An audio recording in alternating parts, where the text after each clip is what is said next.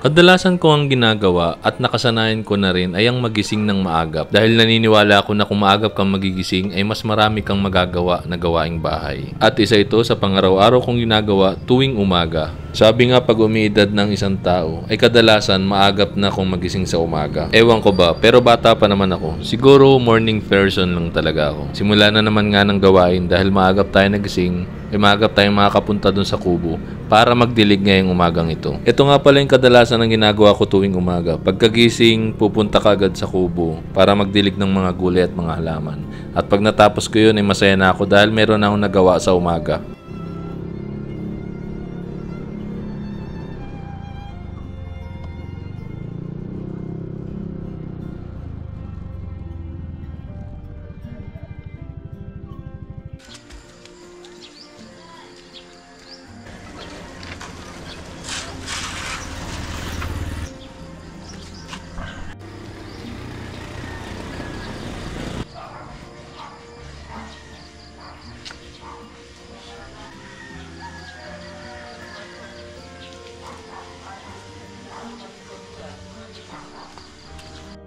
Tama-tama lang yung punta ko dito sa kubo. Hindi pa masyadong sumisikat ang araw kaya ayos na ayos ito para magdilig sa mga gulay. Tama-tama ito para bago sumikat yung araw, nadiligan ko na sila. Noon ay wala naman sa isip ko ang ganitong paggugulay o pagtatanim ng mga ganitong gulay. Basta sumagi na lang sa isip ko na ano kaya kung taniman ko yung mga lupa dito dahil sayang naman kung pababayaan lang na nakatambak. Kaysa pabayaan namin ay eto, tinaniman na lang namin ng gulay. Noong una ay medyo hirap ako sa tubig dahil humihingi lang ako dito sa katabi ko kay tita. Pero ngayon meron na tayong sariling tubig kaya kahit anong oras pwede tayong magdilig dito sa kubo.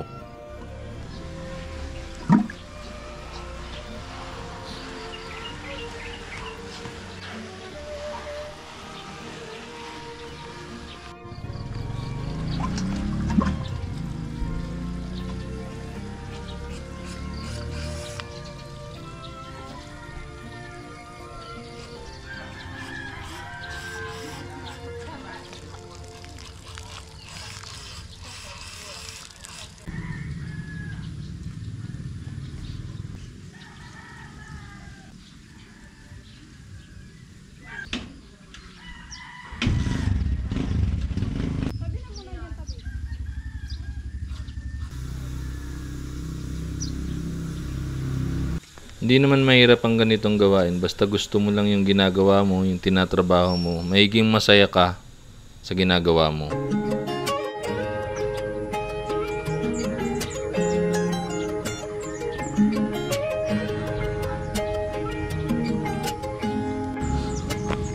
Just turned 18, wondering what I'm gonna do with my life.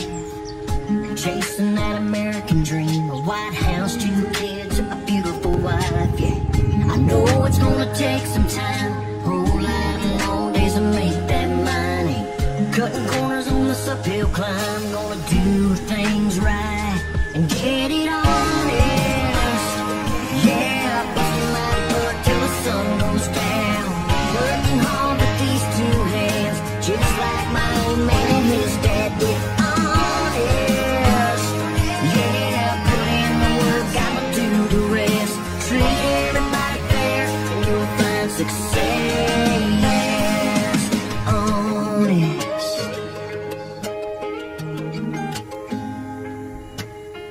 I met this pretty little thing outside of a store on a random Monday. Got her number and I asked her out. Man, we're going on our 10th day.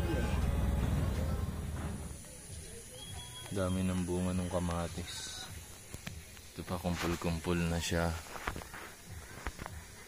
Kung matindi ka dito guys, ito ngayon lang ako nakakita ng ganito. Grabe sa haba itong okra na ito. Grabe laki, parang isang dangkal ko na. Yan o. Diba? Isang dangkal na. Grabe, mahaba pala ng ganitong okra. Pero ito yatang ganito gulang na kapag ganito. Ito pa oh. Medyo marami siyang bunga ngayon.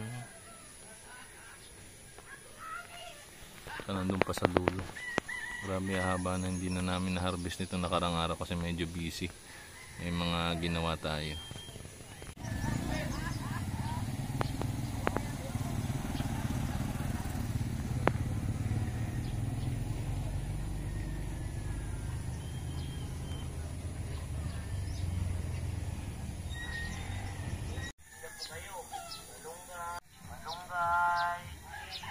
Utay-utay na sumisikat ang araw. Oras na para pumasok ako sa trabaho.